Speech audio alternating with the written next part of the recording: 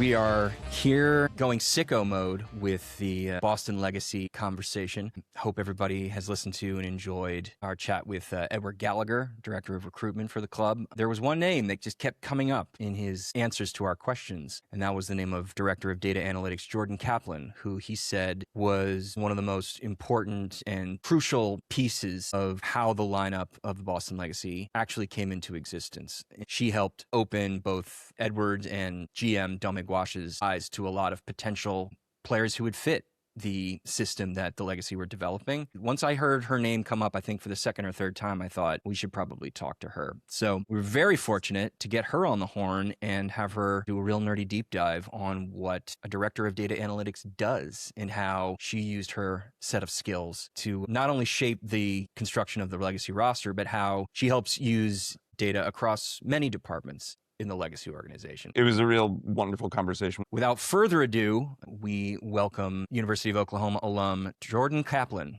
Director of Data Analytics for the Boston Legacy FC, to the show. Yeah, sooner rather than later. Behind Patreon, we are going to continue our chat about how one builds an expansion club in the NWSL from absolutely nothing with the person that Edward Gallagher, Director of Recruitment at Boston Legacy, could not stop talking about, how essential she was to that whole process. So we are very excited to welcome Boston Legacy's Director of Data Analytics, Jordyn Kaplan, to the show. Hi, Jordyn. Hello, I'm excited to be here. First off, what does a director of data analytics do? And you can take that question as broadly or as narrowly as you would like. Great question. I feel like it is very club dependent, or so I have seen. I would say in my role, I have the opportunity where I get to really work across a lot of different departments. So I kind of have my hands in the performance department, the recruitment department, and the technical department, which I think is the coolest role ever because you get to really be widespread. You get to help try to connect these departments and kind of be the linking piece across the club. Now, what does that actually mean when you are implementing data across all of those departments? Like, what kind of data are we talking about? How is that data acquired? What overriding philosophies guide the interpretation and implementation of that data? And then how can you then use that information to link all of those departments together? Yeah, so across each department, we get a mass amount of data from different data providers. So on the recruitment side, we're getting data from StatsBomb and Skill Corner. And so we're kind of using that to create our own internal models on how we want to recruit players. We're then using some of that data as well in the technical department to opposition reporting, post-match reporting, things of that nature. And then on the performance side, we're getting all of the players' physical data. So we're getting GPS data, we're getting performance physical testing data from them. So pulling all of that data together and storing it is not easy, but if you can do it in a way where you can create it in kind of a cohesive manner to where everyone in the club can kind of see it and have alignment, I guess, across how they're viewing it, can be really valuable. So for me, that is my ultimate goal is not shoving a ton of data down people's throats. It's how can I parse out the bits of this that is valuable to the club and display it in a way that's user-friendly, easy for them to access, but then they can also see other bits and pieces. So our post-match report, for example, is not a physical post-match report and a technical post-match report. We really try to combine it in a way to where you're getting a clear view of how that game went across, physical metrics and technical metrics. Obviously, the recruitment side is a little more siloed, but we really do try to see comparisons of this is where our current players are at, and then this is, maybe where other players that we want to bring in are at, and how can we, use those physical data metrics to be aligned. I think the ultimate goal is alignment. We want to all see the game the same across departments, and so I think data is a really great way to do that because you can't the data doesn't lie. So, you're going to see the trends. It can lie if you're interpreting it incorrectly, but, you try to kind of keep it in a way where everyone's seeing the same thing, understanding it the same way. What have you found as among the larger challenges in communicating what you view as essential to people who might not be data savvy inside the organization or who might fancy themselves data savvy and then read in a way that you're like, okay, not exactly correct? I think the biggest thing is the challenge is when you display the data to not display it as, okay, this is a graph, interpret it. Like I always try to provide like, this is maybe like a visualization and then an insight below it. Like this is how you should read this, because I think people will say someone has a bias on how they think, maybe a match went. They're going to look at a data point and be like, it's because of that, this actually went this way. That might not have actually been the case. Like the player may not have been running as much because we were playing more of a possession base. We didn't need to be running at this high of an intensity. Like it was a good thing maybe that we didn't have, this much output. So I think trying to provide context is the most important. I try not to throw data at someone with no context because they are not aware of how to interpret it. They're going to interpret it however they want to interpret it. And things can go a little wrong. Going along those lines, I mean, we sense that your big boss, Domigwash, and somebody like Edward in recruitment were, as Edward put it when we talked to him, people who were very, quote, data informed, if not necessarily data driven. From your perspective, especially because you're working with the technical side, interfacing with the coaches and with the players around matches, do you get the impression that that is something that Philippa Patau and her staff kind of embraced as well when they came inside the organization, that concept of being data informed, if not data driven, even if you might sometimes have differences in perspective initially on something? Do you still feel like you're generally moving in the same direction when it comes to the implementation of data? Absolutely. I was fortunate enough to, come in June of last year before the team started, right around the same time as Philippa. And we got to really, connect, collaborate before there was a team. I, probably will never get to spend that much time with the head coach ever again, just one-on-one. We really got to all kind of be in the same room constantly, working together, build that trust. I think we were able to build a foundation where she was trusting what I was building. We were collaborating on, this is kind of how we want to play. So like, we're going to build it in this way. I will show you data in this way. Like if we want to be this style of play, we will make sure that the data is reflecting that. And so I think that it was key, because then, when we did start playing and practicing, when I was showing them data, they were, buying into what I was showing them. They fully, want me a part of the process, which is an amazing thing to, have that trust with the coaching staff. And I think a lot of that comes too from, I'm not telling them you should do X, Y, and Z. I am informing them of, this is what we are seeing. You are the expert in this field. So like, you take that information and do with it what you want. But we really have a good collaboration across the coaching staff. How do you avoid the risk of not trying to pre-answer the question that you think they might want an answer to? You saying that, providing the data to reflect the way that they want to play or what they're looking for. I think I know what you're getting at, but also there is that side of like, you don't want to necessarily start showing them things and telling them things that they want to hear just to make the process more smoother. So if there is a specific example you can think of about like how you do that in order to avoid that, that would be kind of interesting. Yeah, I think, for example, we'll pick, certain things that we wanted to focus on. For example, coming into the second half of the season, I think anyone can watch our games and say, we probably could spend more time in our attacking third. We want to get more chances on goal. And so that has been a clear focus in our data. Like, are we getting more time in the attacking third? What are our line breaks looking like? How are we advancing? Simple metrics, honestly, but they're telling a better story. It's also, we may see a game where we were like, it still didn't kind of maybe click how we wanted it, but we actually spent 5 extra minutes in our attacking third than we did the last game. Like for us, that was progress. So I'm not necessarily changing things week to week, report to report. We've kind of decided, these are going to be what we focus on for the first half of the season, for the second half of the season. And we're not going to change it to reflect how we want this match to look better than it did. Like it's either we're improving in these areas we have decided that we want to improve on, or we're not. So I guess, I don't know if that fully answers your question. Yeah, but for sure. Yeah. Is there anything you feel like you've learned from either your time in the men's or the women's game from a coaching or tactical background that has informed you, the way you read and present data? Absolutely. I come from a performance background, like on the physical side of my bachelor's in health and exercise science. So I kind of came from a more sports sciencey background where I'd say I've picked up the tactical stuff along the way, just kind of being in the room, obviously researching, going to conferences, but their staff has allowed me to really be a part of being in the room with them. And so I have been able to digest the game in a way I never have before. It has allowed me to be better for them because I feel like I understand then the game better. And so I can improve kind of the visuals I'm showing, the data I'm showing, dig that one layer deeper to show beyond kind of the baseline metrics that people are typically seeing. And also, I think we're in a place now where we're getting a lot of innovation in the NWSL. We're getting Hawkeye data. We want to be leading that charge of implementing all of this. And how can, we start to be the ones, being the first on finding new research and improving on.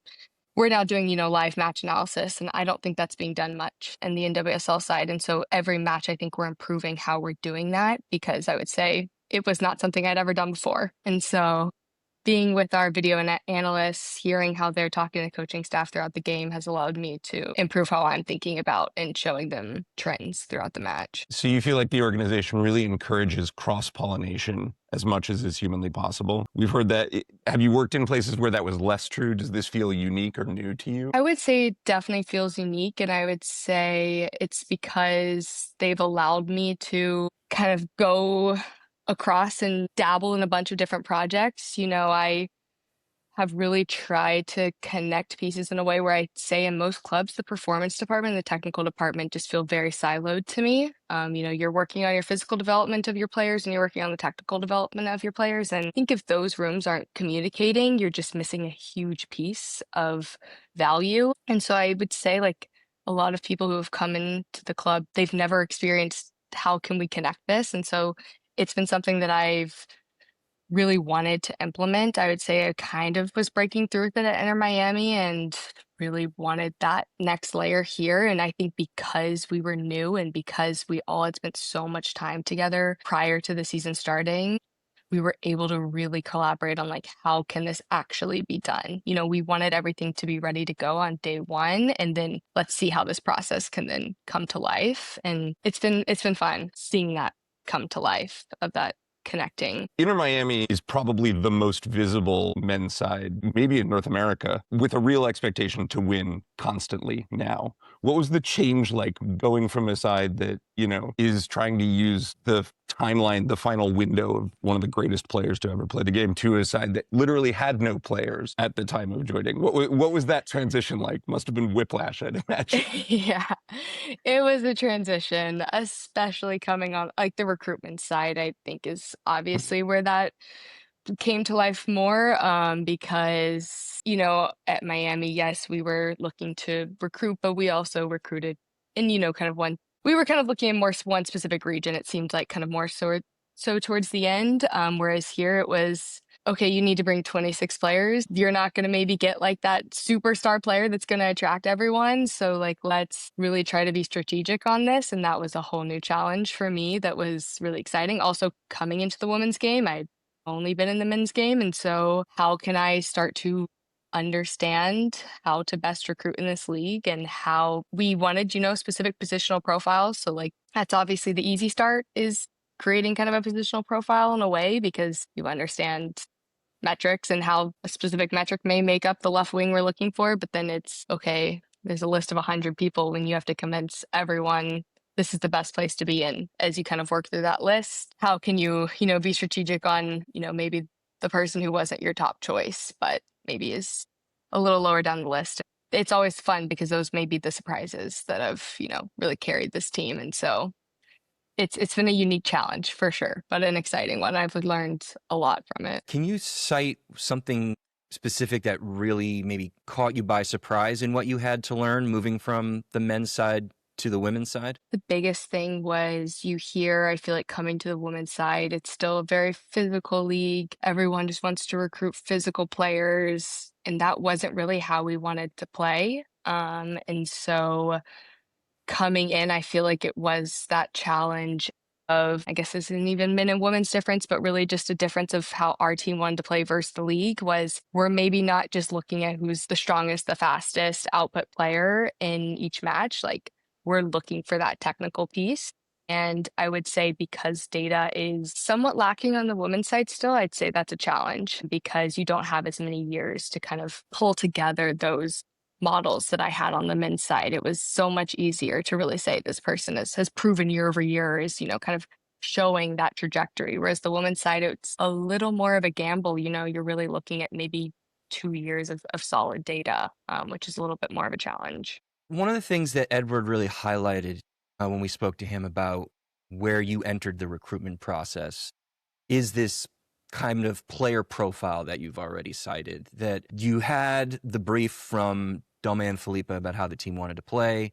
Then it was put to you to try and develop a data-informed model for what does a Boston Legacy right back look like? What does a Boston Legacy striker look like? Can you take us through how you did that, what Dome and Felipe told you, and then how you went about trying to construct a model that would allow data to kind of give you options for how each position would fit the profile of what the Boston Legacy wanted to do on the field? Yeah, it's constantly iterative. And I would say it was very iterative throughout our first year. Initially, we really went position by position and said, this is our ideal view of how we want, a striker to play, a left wing to play, our 10 to play.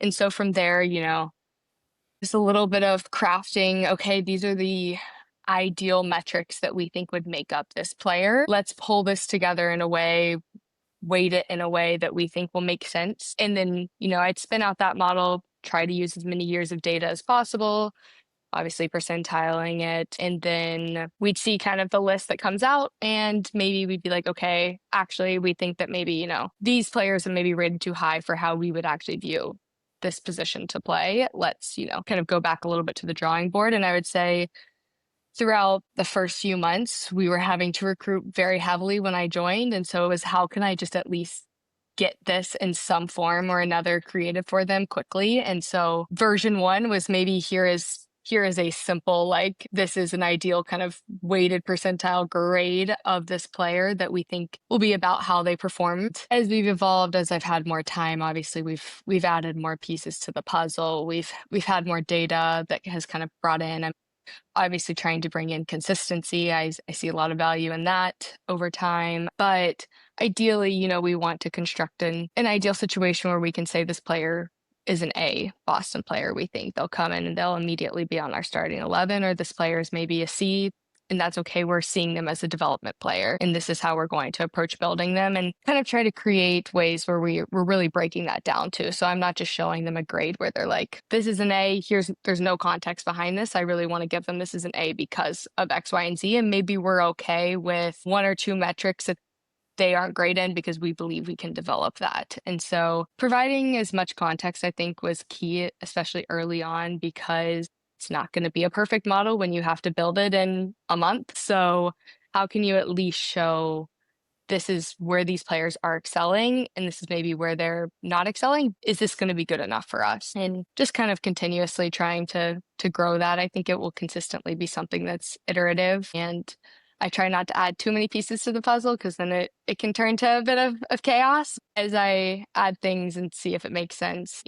I think vape is something that can be really valuable, also can be misconstrued if used siloed. So trying to kind of look into different ways that we can use actual on-bomb value and things like that to provide some context as well, but not get too lost with things like that also. So piecing it together.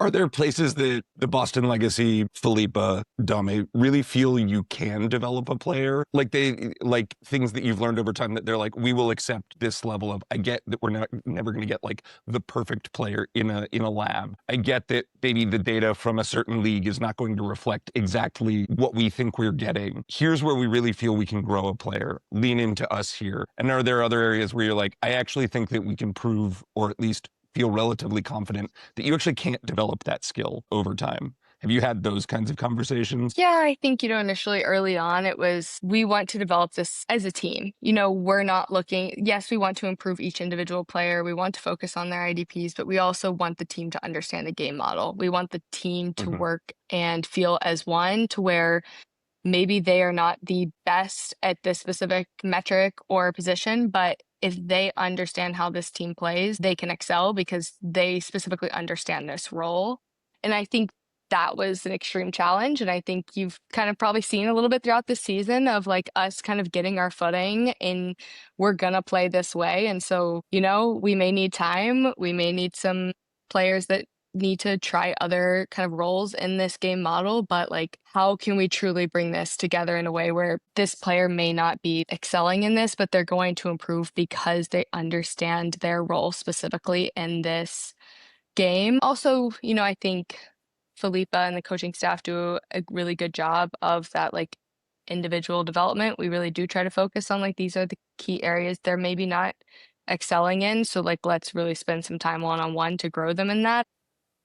I won't speak to them on maybe what they believe they can develop and cannot develop, but I do think obviously there's some level of IQ and just player physicality that it's harder to build, and I think that's something that you see people develop, but I think there is some level of that it is difficult to snap your fingers and have a player grow into that in a year. So we'll see. Let's test this out. Let's identify a player and maybe case study her.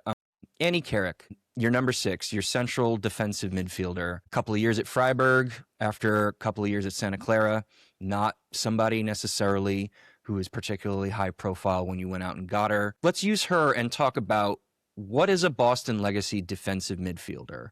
What is the role that Philippa and Dome envisioned that position to fulfill? And then what metrics, when you were building your model, made you realize that Annie might be the right fit here? Yeah, so I will say Annie actually was signed before I came, so I did not well. have a hand in picking Annie, but they did a great job of identifying her. But she is someone that I feel like has, flew under the radar, and I think is really done well in this environment. I think she's done exactly, what we needed her to do, which was be someone who can distribute the ball, be someone that can come in and win challenges and clean up a little bit of that back midline. And I think she's excellent, at her feet. She can get involved in a lot of different plays on the field. Our midfield is kind of like our central midfield, our 8, our 10 is someone that we really need to get involved with the match. We want them consistently in and around the field distributing. We want everyone doing,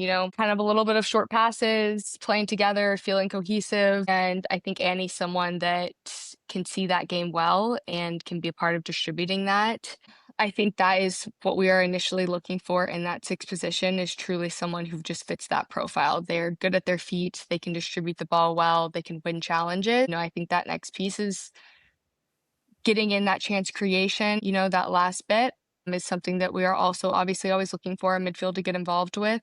Are you creating high quality chances in that final third? And that's something that I think she's growing into. And so I think she's been someone that has really developed well across this model and has fit our vision for that position well. Is there a particular player you feel like you've signed that you were like, no, we must go get this person. I must emphasize the value that this person, maybe you don't see this, but here's somebody I'm going to like lobby hard for?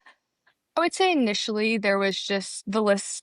We had a pretty lengthy list of players that, we thought could fit each of our profiles well. I wouldn't say there was one person that I really stuck down really hard on and said, this is the one we really need to get. Maybe there were some players initially that maybe we didn't get that I said that this would really fit well. But I think overall it was like a very collaborative process in the sense that we really did see alignment on kind of these are going to be the players we're going to go for. We think these players will fit. I don't think there's a single player that we signed that we said, this is just, we're signing because we need to sign. We really saw the value they provided in each position. And I think that's been a huge win, especially when you need to sign 26 players up front, is like, okay, at least these players make sense for the vision we see for this game. And, they may not all end up starting. What we maybe viewed the starting 11 may not have been what actually was the starting 11, but they have come in and played a role in a way that we needed them this season. Looking forward, Edward mentioned on the recruitment side, you're thinking a couple of windows ahead. Everything that the team has experienced up to now, how has that changed your long-term recruitment strategy? Because Now, these players have not only experience together, but a lot of them have NWSL experience, which they didn't have before. There are things that you guys have done well, things that you guys feel like you need to work on, as you've already mentioned. Has that experience now reshaped Domain Edwards and your thinking about what kind of players you do want to pursue or identify for the winter, for next summer, and moving forward? Absolutely. And I think now it's the not easy part, but way easier because you're, not looking for 26 players all at once. We're really looking for a handful. And we can really sit down and identify those players and truly do a deep dive to make sure that they really make sense for this positions that we're potentially trying to fill. And I think, it's allowed us to see who maybe fit in positions that we thought would fit, who maybe ended up playing roles that we didn't expect. And so it may have changed our initial perspective of who we thought we would need to be adding in the coming windows, that now we were like, okay, there may be other positions that we need to be focusing on. And so I think it's been very nice to have kind of this first half of the season play out. And now we've been able to really focus on who are we going to go for this summer. Like, Edward mentioned, even 2-3 windows down the line have kind of that like long-term vision of who we're going to bring in and who we plan, to develop in this long term. I think the value of our team is it's a young team. And so we can really build and develop them, which was done, purposefully. And so I think now it's allowed us to see who are these kind of missing pieces and who can we really, really focus on to go after. So you spend all of last year building a 26-person roster that has as little NWSL experience as any team that's ever entered the league. You're sort of putting up a soccer trial balloon going into the season, like a lot of theory in this. What are things that, like, was there anxiety? Will this project work going into this? And second, what are things that you feel like you've really learned over the first half of the season about sort of what you guys maybe did do well in terms of roster construction and places that you're like, we have room? Yeah, I think going in, I wouldn't say there was anxiety necessarily over the fact that we didn't have players with a lot of NWSL experience. I think the anxiety will always exist in the fact that we just built a 26-man roster and you hope it works out how you viewed it. I think we believed in the players we were bringing in. We knew obviously that they didn't have a lot of NWSL experience and we were okay with that.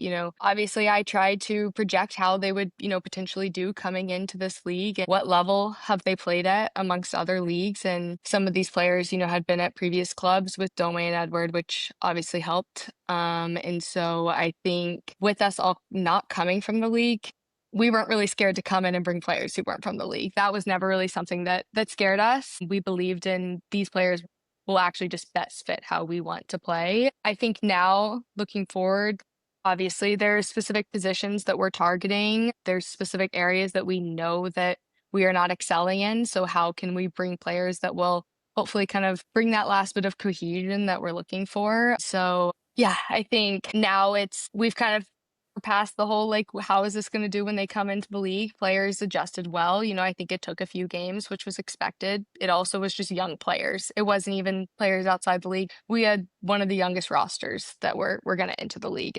I think they just needed time. Now that they've found their footing, I think everyone is seeing that they're more comfortable. They believe now after some wins that they can compete at this level. Now can we, go in and do that final sharpening for those last few spots. The late, great Om Arvind once said of the NWSL that it is a pure transition fuckfest, tactically. The brief for the legacy was that you were not necessarily going to use physical tools as the highest priority through which to view recruitment and focus more on technical and tactical sophistication.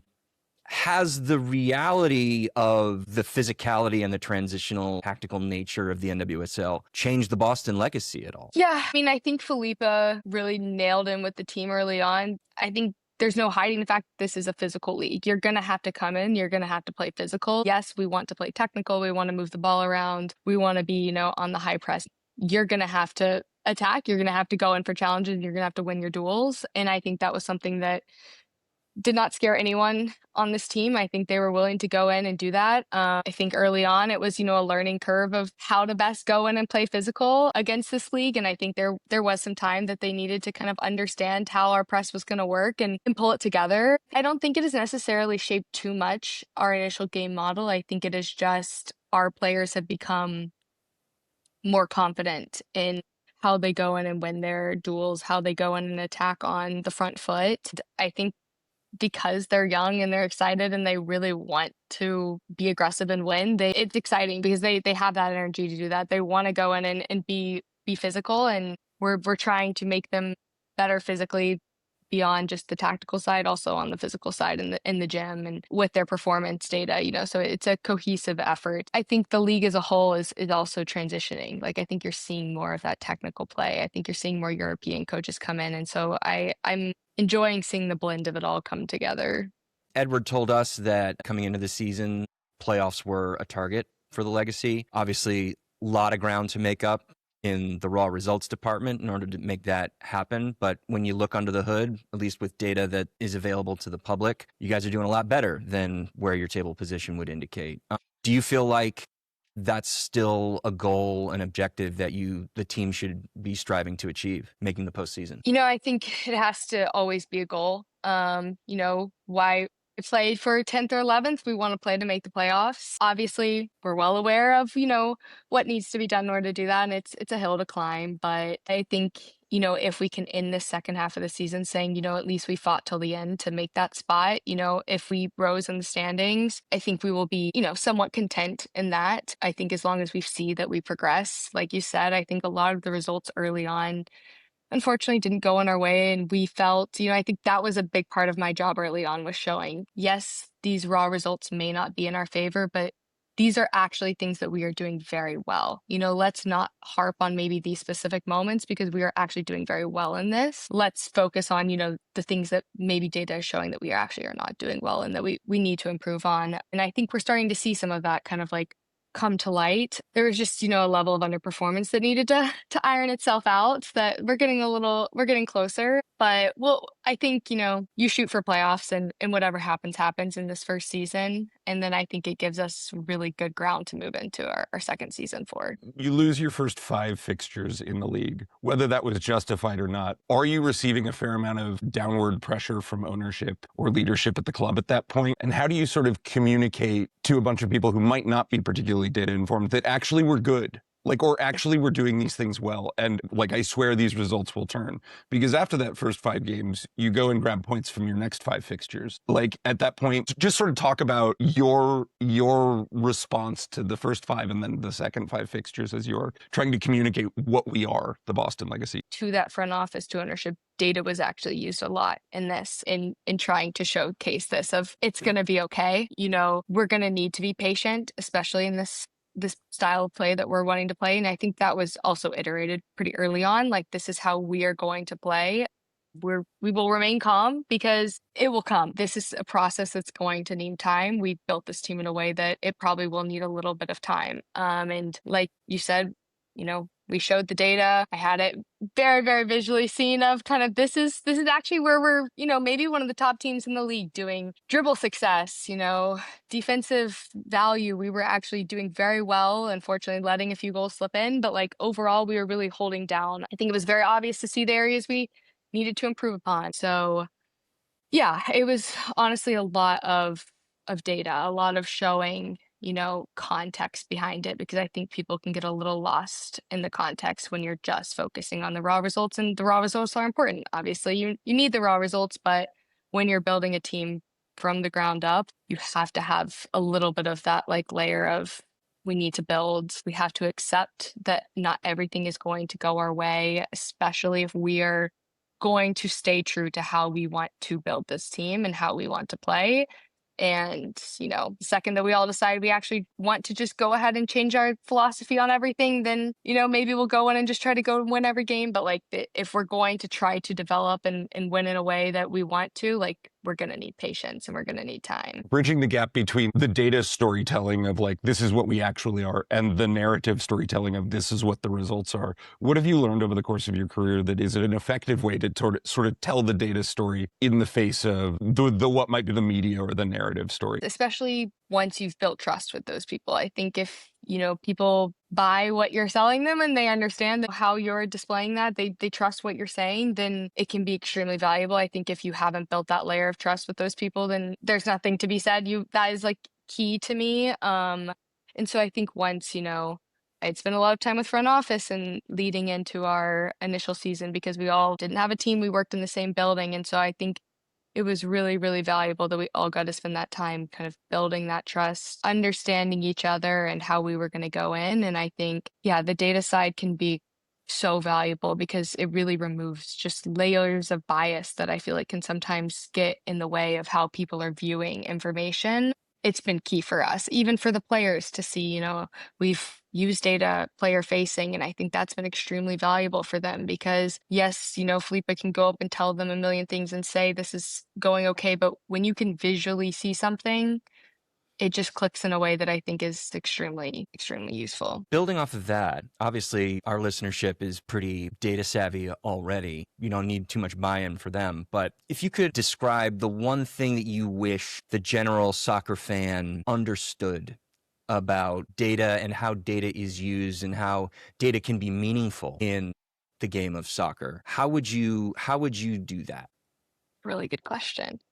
I think it is extremely useful when you are using it in a collaborative manner with people who are the experts in their field. I think if you can use data in a way on the technical side where you're really collaborating with the technical staff who understands the game better than I'm ever going to understand the game, and we can come together in a way that, I understand the data very well, they understand the technical side very well. Let's collaborate on how we want to view this. I think that is when you find your perfect mix. Same with the performance side. If I can collaborate with every single member of the performance staff and say, this is maybe the key areas we want to build and strength, and then this is, I understand how the data will work and how we should view this data in a way that's going to provide meaningful insights. I think that's where you really provide that value because you're not necessarily letting the data drive your decisions, and you're not necessarily letting just the coach drive your decisions. Like, it's truly a collaborative effort. I think that's the piece where you get the most out of data, and you're kind of building them beyond just kind of the basics that people typically look at of, this may be just a report of some raw data that it's not actually going to give you much context or tell a meaningful story that you can act upon. I think data becomes only valuable when you can truly use it in practice and act on what you're seeing beyond just, okay, great, this is telling us that we're good at defense, but then how are we going to improve in the offense? What more can this then provide for us? You said you've been now showing players data. For players who might not come from, for whom this might be the first experience that they are truly interfacing in this way, what have been some of the challenges and what have been some of the things that you've found players really respond to as a style of presentation or information? Yeah, I think educating them is extremely valuable. I think before you're going to show anyone data, you need to give them that education of what they're seeing first. And we did it bit by bit. It was more so started on the performance side. Players have the data on their phone. They're able to see their wellness, their physical data. They're able to get that education piece from the performance department so they really can understand what they're seeing beyond, okay, I ran this much total distance today. It's like, okay, no, this is actually what this is telling you. And then on the technical side, we've done it kind of more in our presentations, our, typical kind of film room meetings where we're dosing it in. It's not the entire meeting where we're just showing them a long, lengthy data report. It's, okay, here's what we're seeing in the data, and then now here's the video to maybe back it up. Or maybe now here's our Hawkeye joint data to back it up, where we can really get in a first-person perspective view, which I think is an extremely untapped, cool thing that we now have access to. And so how can we really provide it in a way where it's going to digest to them? So the data is very simple, easy, it's dosed in, and then we're going to always provide them a visual to where they can see it in play and see it in action. And this is actually then how you could have done it differently. So I think providing it in a way where you're adding it in with other layers is where it provides its value. And how's the player response been? It has been surprisingly really good. They truly love it. They come to me and talk to me about how much they actually enjoyed it. They want to learn more. Maybe it's not every single player that's digesting it the same way, but I feel like they actually have really enjoyed the data and it provides them context. I think the women's game is very unique from the men's in the sense that they really want a lot of information. If you're going to get their buy-in, you need to give them A, B, C, and D on this is why.